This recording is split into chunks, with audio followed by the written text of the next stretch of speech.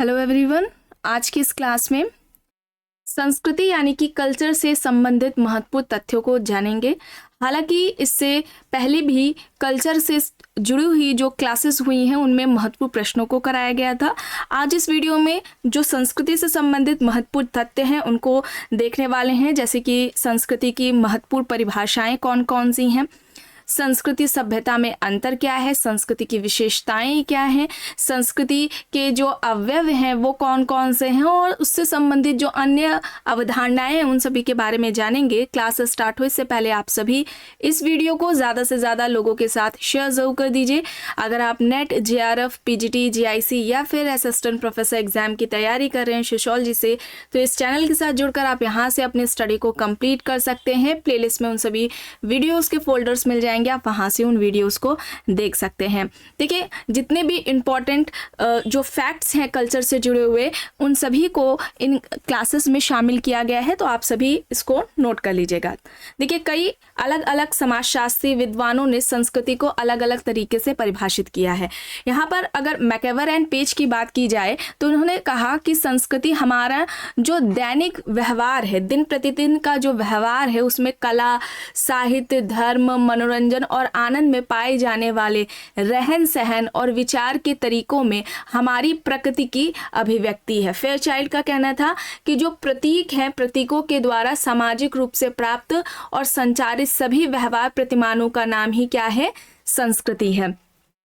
Loewi की बात की जाए तो इन्होंने मानव की संपूर्ण जो उसकी परंपरा है, ट्रेडिशन है, उसको ही कल्चर कहा। ठीक है, मानव की जो परंपरा है, सामाजिक परंपरा है, उसको ही उन्होंने क्या कहा है?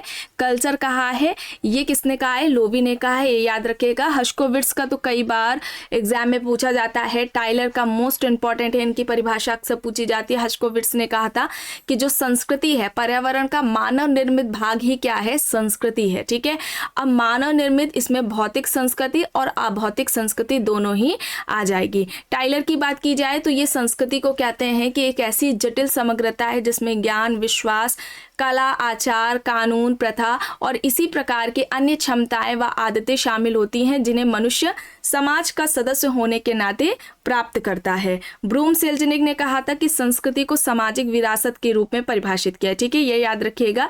सामाजिक विरासत के रूप में किसने परिभाषित किया है? ब्रूम सेल्जनिक ने। सामाजिक परंपरा किसने कहा है? लोवी ने कहा है। ठीक है, मेलानोव्स्की की बात की जाए तो ये क्या कहते हैं कि संस्कृति मनुष्य की कृति। आपको कई बार बताया गया ना कि संस्कृति को मानवीय आवश्यकताओं का साधन मेलानोव्स्की ने बताया था, और साथ ही इसको संस्कृति का जो निर्माण है व्यक्ति ने अपनी आवश्यकताओं को पूरा करने के लिए किया। तो इन्होंने कहा संस्कृति क्या है? मनुष्य की कृति है, मनुष्य के द्वारा बनाया गया है संस्कृति को, तथा एक साधन है जिसके द्वारा वह अपने लक्ष्यों को प्राप्त करता है। संस्कृति जीवन व्यतीत करने की संपूर्ण विधि है जो व्यक्ति की शारीरिक, मानसिक और अन्य आवश्यकताओं की पूर्ति करती है। ठीक है, इसे तो आप कभी नहीं भूलेंगे क्योंकि अक्सर क्लास में इनके बारे में बताया जाता रहा है। डेविड बिडने के बारे में बात की जाए तो संस्कृति कृषि संबंधित तथ्यों, प्राविधिक तथ्यों, सामाजिक तथ्यों तथा मानसिक तथ्यों की उपज है। रॉबर्ट लॉबी की बात की जाए तो उन्होंने संस्कृति को संपूर्ण सामाजिक विरासत कहा। लिंटन ने भी कहा कि संस्कृति समाज के सदस्यों की क्या है? एक जीवन विधि है। समाज के सदस्यों की जीवन विधि संस्कृति है, ये लिंटन का कहना है। इन्होंने लाइफस्टाइल कहा था। रॉबर्ट रेडफील्ड ने संस्कृति समाज के सदस्यों की क्या है? एक जीवन शैली है। ये अक्सर एग्जाम में पूछी जाती है रॉबर्ट रेडफील्ड की। डेविड बिडने के बारे में भी अक्सर पूछ लिया जाता है। संस्कृति की अगर विशेषताओं की बात की जाए तो क्या है? संस्कृति सीखी गई एक योग्यता है।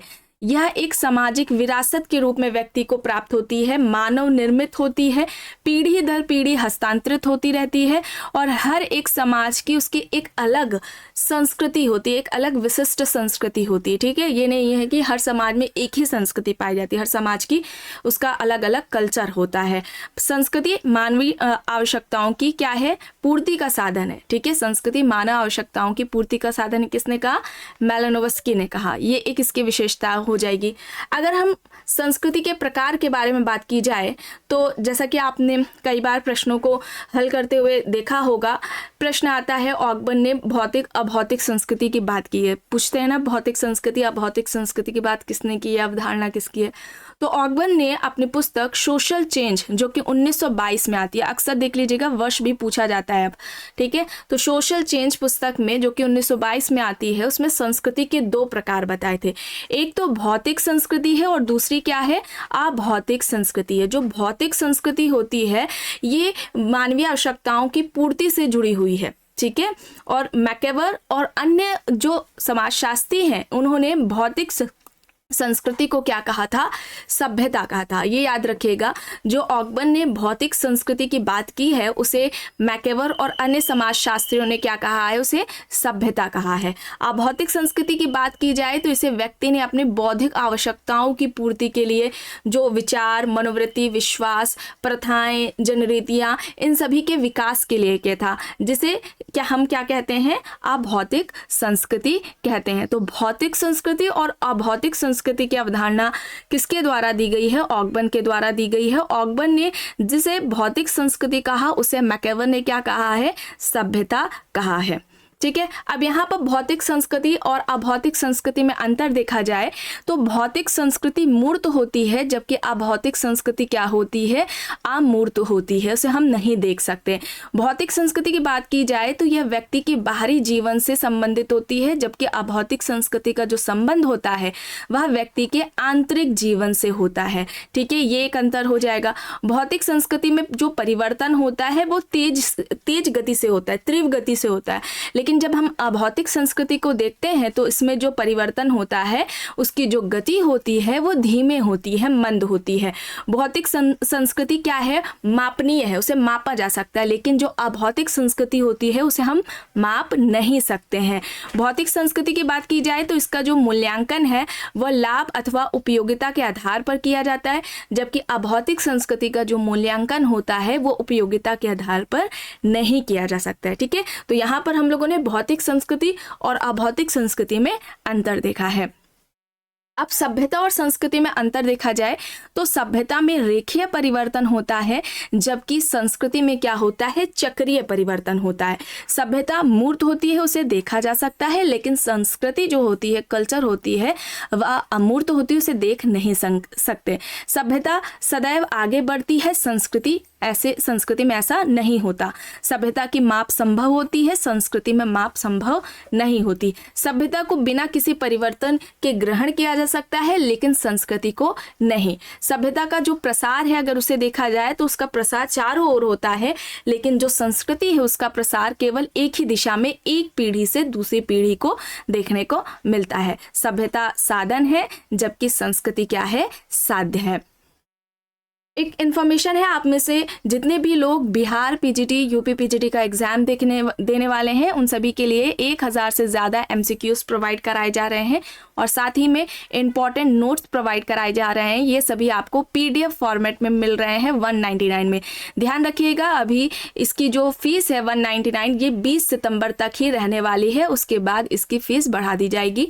देखिए यहाँ पर पेमेंट प्रोसेस दिया गया है, ये यूपीआई आईडी दी गई है, इस पर जो है आपको पेमेंट करना है और उस पेमेंट का स्क्रीनशॉट इस व्हाट्सएप नंबर 790 555 3851 पर सेंड करना है और इसी नंबर से आपको पीडीएफ भी प्रोवाइड करा दी जाएगी, ठीक है। कोई भी इससे जुड़ी हुई कोई भी इंफॉर्मेशन, जानकारी लेना चाहते हैं तो आप इसी व्हाट्सएप नंबर पर मैसेज कर दीजिएगा, ठीक है। मैसेज करिएगा, कॉल मत करिएगा। अब यहाँ पर देख लीजिए, एक है प्रश्नों से संबंधित 300 से ज़्यादा प्रश्न है यहाँ पर।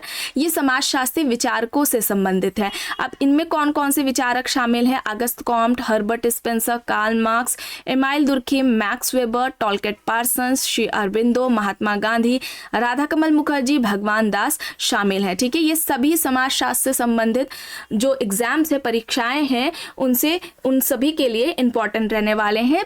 प्रश्नों की संख्या 300 से ज़्यादा है। उन प्रश्नों के अलावा इन सभी विचारकों, समाजशास्त्रियों की जो उनकी अवधारणाएं, सिद्धांत है वो भी शामिल है और साथ ही में इन सभी की जो महत्वपूर्ण पुस्तकें हैं उनको भी शामिल किया गया है। पेमेंट प्रोसेस सेम है, यूपीआई आईडी ये यहाँ पर दी गई है, इस पर पेमेंट करना है, उसका स्क्रीनशॉट इस व्हाट्सएप नंबर पर देना है 790 555 3851, ठीक है। इस पर सेंड करना है, इसी नंबर से आपको पीडीएफ प्रोवाइड करा दी जाएगी। चलिए अब यहाँ पर देख लेते हैं संस्कृति के अवयव कौन कौन से हैं। तो संस्कृति में संरचना, संतुलन और संगठन देखने को मिलता है। हर संस्कृति की एक संरचना होती है, उसके स्ट्रक्चर होते हैं। संस्कृति के कई छोटे छोटे तत्व होते हैं, इकाइयाँ होती हैं, भाग होते हैं, उपभाग होते हैं। इन सभी से क्या होती है, संस्कृति मिलकर के बनती है, जिसे हम संस्कृति की संरचना कहते हैं। ये तत्व, इन तत्वों में आपस में जो निर्भरता होती है, पारस्परिक संबंध होते हैं, ये देखने को मिलता है, जिस वजह से संस्कृति में एक व्यवस्था, संतुलन हमें देखने को मिलता है। ठीक है, तो हर एक संस्कृति की उसकी संरचना होती है।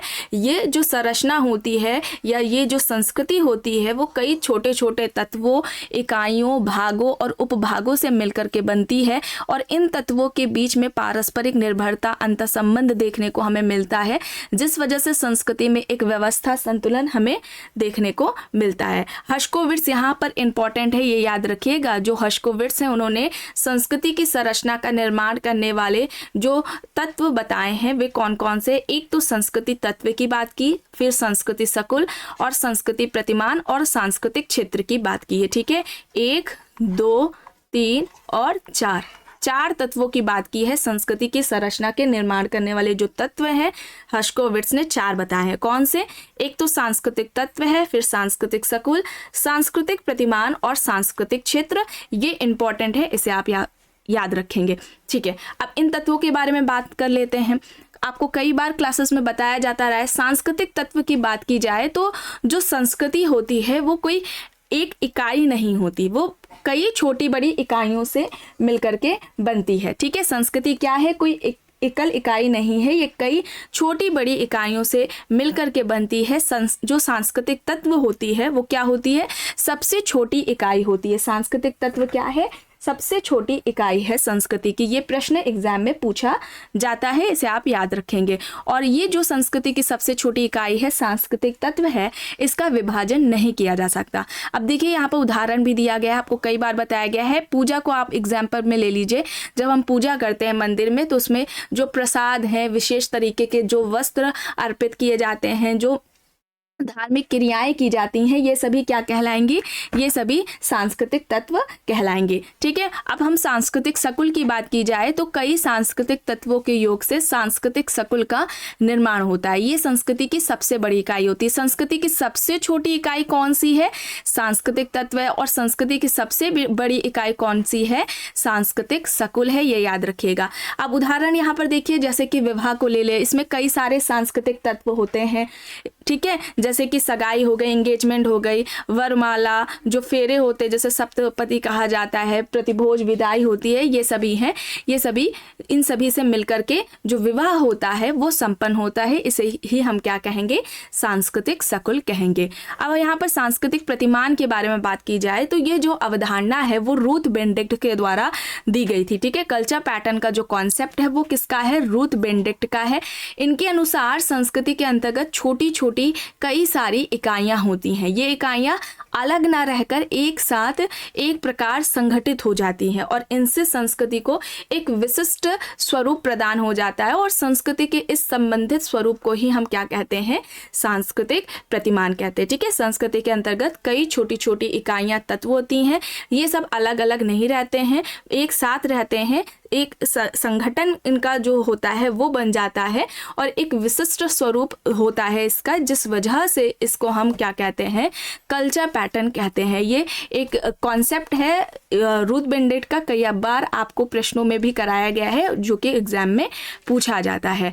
अब सांस्कृतिक क्षेत्र की बात की जाए तो यह जो अवधारणा है वो किसके द्वारा दी गई है? क्लार्क विस्लर के द्वारा दी गई है। इसका मतलब क्या होता है? ऐसा निश्चित भौगोलिक क्षेत्र जिसके अंतर्गत ही कोई संस्कृति जन्म लेती है। ठीक है, और उस संस्कृति के विकास में वहाँ का जो पर्यावरण होता है उसका प्रभाव पड़ता है। एक क्षेत्र से हम दूसरे क्षेत्र में जाएंगे तो उसका जो एनवायरनमेंट है उसका अलग हमें उसका प्रभाव संस्कृति में देखने को मिलेगा। इसलिए संस्कृतियाँ भी एक क्षेत्र से दूसरे क्षेत्र में एक जैसी नहीं होती हैं, अलग अलग देखने को हमें मिलती हैं। ठीक है, तो ये याद रखिएगा, सांस्कृतिक क्षेत्र की जो अवधारणा है वो क्लार्क विस्लर के द्वारा दी गई है। आइए आइए अब यहाँ पर देख लेते हैं अन्य इससे संबंधित जो अवधारणाएं हैं। जैसे कि उपसंस्कृति की बात की जाए तो जब किसी मुख्य संस्कृति के अंतर्गत कोई विशिष्ट या फिर लघु संस्कृति विकसित हो जाती है तो उसे हम क्या कहते हैं, उपसंस्कृति कहते हैं। मुख्य संस्कृति उपसंस्कृति का यहाँ पर विरोध नहीं करती है। जैसे कि भारतीय संस्कृति को हम ले लें तो ये एक मुख्य संस्कृति हो जाएगी। अब भारतीय संस्कृति के अंतर्गत हमें राजस्थानी संस्कृति है, जो पंजाबी संस्कृति है, ये सभी जो देखने को मिलते हैं ये सभी क्या कहलाएंगी, उपसंस्कृतियां कहलाएंगी। ठीक है, चलिए अब यहाँ पर देखते हैं प्रति संस्कृति, जिसे काउंटर या कॉन्ट्रा कल्चर भी कहा जाता है। ये उपसंस्कृति के विपरीत होती है। ठीक है, यहाँ पर हम लोगों ने उपसंस्कृतियाँ देखा ना, भारतीय संस्कृति क्या है, मुख्य संस्कृति का उदाहरण है। इसके अंतर्गत जो पंजाबी संस्कृति, राजस्थानी, गुजराती संस्कृति है, ये सभी क्या है, उपसंस्कृतियाँ हैं। तो लेकिन जो प्रति संस्कृति होती है तो ये क्या होती है, उपसंस्कृति के विपरीत होती है। इसके जो विचार, व्यवहार, प्रतिमान होते हैं ये सभी मुख्य संस्कृति के क्या होते हैं, उसके विपरीत होते हैं, विरोधाभासी होते हैं। और जो मुख्य संस्कृति होती है वो उसका विरोध करती है। जैसे कि आप गैंग समूह को देख सकते हैं। सांस्कृतिक प्रेरणाओं की बात की जाए तो सांस्कृतिक प्रेरणाएं समानता व्यवहार को नियंत्रित करती हैं या व्यवहार को प्रेरणा देती है, ऐसा व्यवहार जो कि समाज के द्वारा मान्यता प्राप्त है। ठीक है, तो ये सांस्कृतिक प्रेरणाएं होंगी। अब यहाँ पर देखिए जितने भी कॉन्सेप्ट्स हैं उन सभी के बारे में आपको बताया जा रहा है। इसे अच्छे से समझ लीजिए और फिर आपको जो आप प्रश्न देखते हैं एग्जाम्स में पूछा जाता है तो स्टेटमेंट देख करके पूछ लिया जाता है कि ये प्रक्रिया क्या कहलाएगी। ठीक है, अब यहाँ एक तो कॉन्सेप्ट से जुड़ा होता है जो डायरेक्टली पूछ लिया जाता है, ये कॉन्सेप्ट है किसका। अब ज़्यादातर स्टेटमेंट टाइप के आते हैं प्रश्न। अब यहाँ पर सांस्कृतिक विशिष्टताओं की बात की जाए तो कुछ सांस्कृतिक तत्व ऐसे होते हैं जो एक समूह विशेष तक ही सीमित होते हैं, वे दूसरे अन्य समूह में हमें देखने को नहीं मिलते हैं। जैसे कि सिंदूर, यह मात्र हिंदू विवाहित महिलाओं में ही देखने को मिलता है, अन्य में नहीं देखने को मिलता है ना। मुस्लिम लोगों में, मुस्लिम समाज में, मुस्लिम महिलाओं में ये नहीं देखने को मिलता है। सांस्कृतिक पुनरुत्पादन की बात की जाए तो यह अवधारणा बोर्डियो द्वारा दी गई है। अब ये क्या कहते हैं कि एक ऐसी प्रक्रिया है जिसमें जो सांस्कृतिक हमारे मूल्य होते हैं, प्रतिमान होते हैं, मानदंड होते हैं, ये सभी एक पीढ़ी से दूसरी पीढ़ी को हस्तांतरित कर दिए जाते हैं। इसे ही हम सांस्कृतिक पुनरुत्पादन कहते हैं। और इसी प्रक्रिया से संस्कृति अपनी जो निरंतरता है, स्थायित्व है, उसे बनाए रखती है। ठीक है, तो ये सांस्कृतिक पुनरुत्पादन हो जाएगा और ये अवधारणा बोर्डियो द्वारा दी गई है। सांस्कृतिक सापेक्षवाद की बात की जाए तो जब किसी संस्कृति को उसी संस्कृति के मानदंड, आदर्शों से देखने का प्रयास किया जाता है तो उसे हम क्या कहते हैं, सांस्कृतिक सापेक्षवाद कहते हैं। सभी संस्कृतियां अपने पर्यावरण तथा भौगोलिक भिन्नताओं के कारण एक दूसरे से अलग होती हैं और उन्हीं के परिप्रेक्ष्य में हमें उस संस्कृति को देखना भी चाहिए। इसके विपरीत जो नृजातीय केंद्रवाद है वो अवधारणा है। ठीक है, ये इसके विपरीत जो प्रक्रिया होती है, यानी कि किसी हालांकि उसे बाद में देखा जाएगा वरना फिर कंफ्यूज हो जाएंगे।